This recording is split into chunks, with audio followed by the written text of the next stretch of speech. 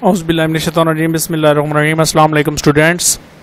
How are you? Hope you all the best. Today we are going to start our lecture on the topic of interrogative sentences. So first of all, the question is, what are the types of interrogative sentences? What are the interrogative sentences and what are the kinds of interrogative sentences? Simple is that the sentence in which asks something to seek the information, the information is called interrogative sentences. And there are two types of interrogative sentences. The first one is simple interrogative and second one is complex interrogative sentences. तो जब बात करेंगे हम simple sentences की, तो simple interrogative sentences में हमारे पास जो टेंसेस में हेल्पिंग वर्ब यूज होते हैं, suppose that do, does, did, will, shall, is, am, are, was, were, will have, will be, shall be and has, have, had, और इसी के साथ कुछ मॉडल ऑक्सिलरीज होते हैं जैसे कि can, could, may, might, would, should हो गया.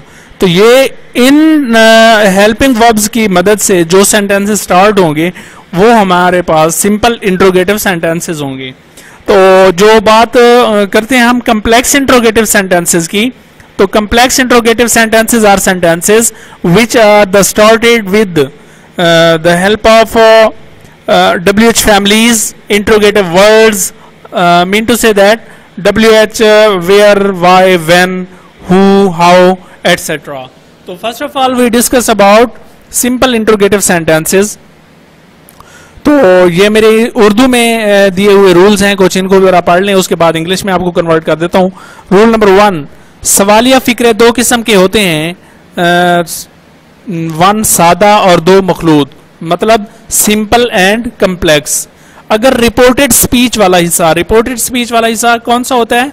जो इन्वर्टेड कोमास में होता है और उसको इनडायरेक्ट बनाते वक्त वर्ड में चेंजिंग की जाती है.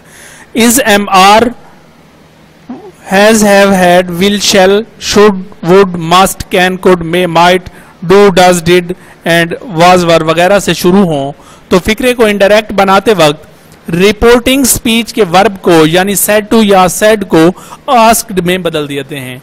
अच्छा, तो अब बात आ जाती है हमारे पास रिपोर्टिंग स्पीच के हवाले से. तो रिपोर्टिंग स्पीच ऐसा पार्ट होता है उस नरेशन का जो हम कोमास से पहले या कभी कभार बाद में यूज करते हैं, और ये इसमें सब्जेक्ट होता है और से, सेड वगैरह जैसे अल्फाज यूज होते हैं. तो रिपोर्टिंग के वर्ब को यानी सेड टू या सेड को आस्क्ड में बदल देते हैं. हाँ, और जो इनका सिंपल एंड कम्प्लेक्स का मेन डिफरेंस है वो ये है कि सिंपल इंट्रोगेटिव सेंटेंसेस में कोमास को खत्म करके इफ या वेदर लगाते हैं, लेकिन जब बात आती है कम्प्लेक्स इंट्रोगेटिव सेंटेंसेस की तो उसमें हम कोमास को खत्म करके इफ या वेदर का इस्तेमाल नहीं करते होते. तो कोमास को खत्म करने के लिए इफ या वेदर का इस्तेमाल करते हैं. फिक्रे को बयानिया बना देते हैं. बयानिया का मतलब असर्टिव बना देते हैं, यानी इफ या वेदर के बाद सब्जेक्ट लगाते हैं, फिर वर्ब, फिर आखिर में ऑब्जेक्ट. तो रूल नंबर 5, सवालिया फिक्रे को इनडायरेक्ट बनाते वक्त डू, डज खत्म कर दिए जाते हैं. हाँ, तो अब इनके बारे में जो फैक्ट है वो क्या है कि डू, डज के बाद हमेशा वर्ब की फर्स्ट फॉर्म आती है, और डू, डज को जब खत्म करेंगे, वर्ब की फर्स्ट फॉर्म को सेकेंड फॉर्म में चेंज करेंगे, तो उसकी जगह डू, डज की जगह पे हमारे पास डिड आ जाएगा. Did already is the second form of verb, so that we cannot use 2 times second form of verb in any one sentence. तो इसी वजह से हम do does को खत्म कर देते हैं. do does के बाद जो वर्ब की फर्स्ट फॉर्म होती है उस फर्स्ट फॉर्म को इनडायरेक्ट बनाते वक्त हम सेकंड फॉर्म में कन्वर्ट कर देते हैं, तो उसमें did से हम महफूज रहते हैं. तो do does खत्म कर देते हैं. 6 पॉइंट है रिपोर्टेड स्पीच में जिसको मुखातिब करते हैं या जिससे हम कलाम करते हैं, रिपोर्टिंग के सब ऑब्जेक्ट बन जाता है. ज़ाहिर बात है उसने बनना ही ऑब्जेक्ट है, क्योंकि रिपोर्टेड स्पीच में जिसको मुखातिब करते हैं वो सपोज कर लें he is the writing well Ali, तो अली वहां पे अली को वो फोकस कर रहे हैं, मुखातिब कर रहे हैं, तो अली वहां पे ऑब्जेक्ट बन जाएगा. 7 रूल है कि अल्फाज और जमाने में तब्दीलियां, टेंसेस एंड वर्ड्स में तब्दीलियां इसमें मामूल हैं. सेड या सेड टू को आस्क्ड में बदल देते हैं. सेड या सेड टू को इफ या वेदर में बदल देते हैं। सेड या सेड टू है तो इफ या वेदर में आएगा। तो helping verb is, am are, was were, has, have, had, will, shall, should, would, must, can, could, do, does, may, might, did, etcetera. अच्छा, तो जब बात आ जाती है विल प्लस प्लीज, मतलब डिजायर में या विशेष में जो वर्ड आते हैं उनको विल प्लस प्लीज को खत्म करके उसकी जगह पे वुड लगा दिया जाता है। वुड, वुड एक जो कंप्लीशन वर्ड के तौर पर इस्तेमाल किया जाता है। And do, does are omitted. तो ये हमारे पास रूल्स हैं बेटा। तो अब हम इनके जरा एग्जाम्पल के ऊपर चलते हैं। एग्जाम्पल नंबर 1 है, ही सेड, उसने कहा, आर यू बिजी, क्या आप मसरूफ हैं। तो देखें, अब सेड या सेड टू को हमने आस्क्ड में बदल देना है। तो ही आस्क्ड, कोमास को खत्म करके वेदर या इफ का इस्तेमाल करना है।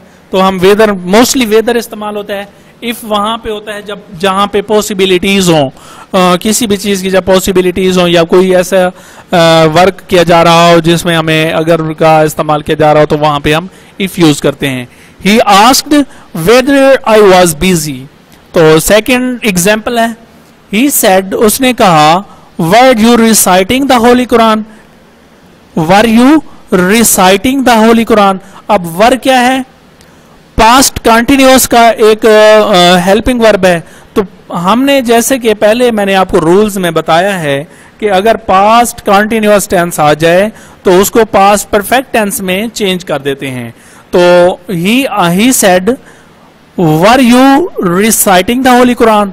तो he asked whether, you second person change according to object, he had been reciting the holy Quran. तो ही हैड बीन वर्क की जगह पे ही हैड बीन आ जाएगा। यहां पे बात असल ये है कि जब हम वर को यूज करते हैं तो वर स्टार्टिंग में होता है क्योंकि वो इंट्रोगेटिव सेंटेंसेस होता है। लेकिन जब हम इसको इनडायरेक्ट में कन्वर्ट करेंगे तो वो इनडायरेक्ट बनाते वक्त वो जो इंट्रोगेटिव का साइन था, क्वेश्चन मार्क था या इंट्रोगेटिव सेंटेंस था, उसको हम असर्टिव में कन्वर्ट कर देते हैं या अफर्मेटिव में कन्वर्ट कर देते हैं। तो he asked whether he had been reciting the holy Quran. तो थर्ड हमारा एग्जाम्पल है, आई सेड, मैंने कहा, he what you done, have you done your work duty. तो I asked if you had done your duty. तो ये हमारा आज का काम है। तो इंशाल्लाह मुझे उम्मीद है आपको इसकी लेक्चर की समझ आ गई होगी। तो अगर नहीं आई तो मैं मजीद आपको बताता हूँ। तो इसके साथ साथ मैं आपको कुछ ऐसे सेंटेंस देना चाहता हूँ जो आप होमवर्क के तौर पर इनको करेंगे। तो आइए अब सेंटेंस की तरफ चलते हैं। तो बेटा ये आपको होमवर्क के तौर पर मैं 5 सेंटेंस दे रहा हूँ, ये आपने होमवर्क के तौर पर करने हैं और मुझे चेक भी कराने हैं। तो सेंटेंस नंबर 1 है, he said, is he kind to you. और सेकंड है, I said to you, have I served you. Third question है, he said to me, have you written a letter. 4 है, she said to me, will you give me a book. 5 है, I said to him, do you go to bazaar. तो rules को follow करते हुए ये sentences आपने बनाने हैं। तो इसी के साथ मैं आपसे इजाज़त चाहूँगा।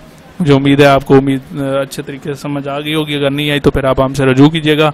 इंशाल्लाह, hope you all the best. अल्लाह हाफिज़।